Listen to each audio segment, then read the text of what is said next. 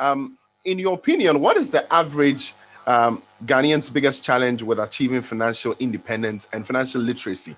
In the first two things, knowing about their finances and being independent with their finances. What has been the biggest challenge?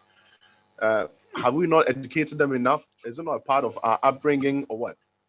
Yes, I think you've hit the nail right on the head. Education, there's a lot of ignorance and lack of knowledge there, a lot. Upbringing is also a major factor. We are not brought up with a good enough savings culture. Even where we've been brought up with a savings culture, it's like, the piggy bank type savings culture. And at the end of the day, maybe you open up your piggy bank and then you go and buy something instead of investing it to get compounding interest, and knowing that you have to, it's lack of knowledge. You have to have different investment accounts for different purposes. We just mix and match everything. You want to build a house, you have some account. You want to buy a car, you have some account. You want to educate your child, you have some. You've put all into one, and you are never able to achieve what it is, the targets that you have. You have to break your targets into separate boxes into separate boxes, and know that this one is for this and be consistent with this. Know that this one is for that and be consistent with that. Otherwise, you end up not trying to do everything and then not doing anything at all. But there's a lot of lack of knowledge, and I feel the onus is on people like us to really go out there and be doing the education. And investing is a habit. So I always advise that you don't need, and I'm sure we had that conversation before, but you don't need to start with millions.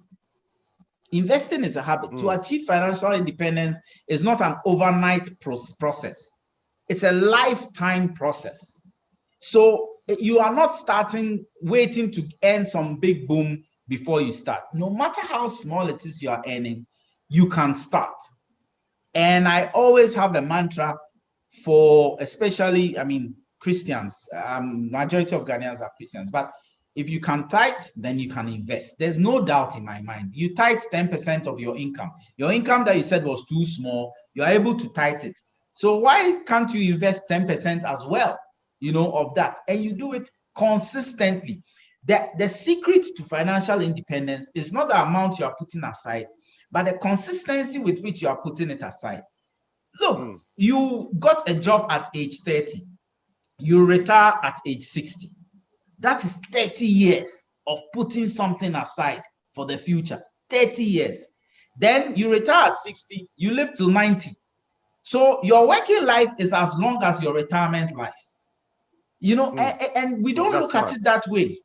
We don't look at it that way at all. Sometimes you think that when you're 61, or then you pop off, or your child will look after you. Reversely, your child is not coming to look after you.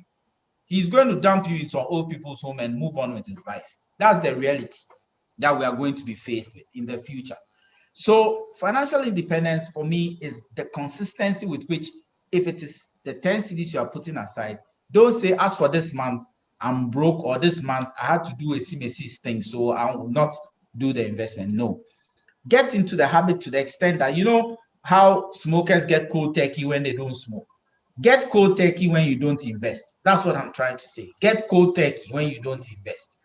You get me? So that's what I'll say. This is YFM.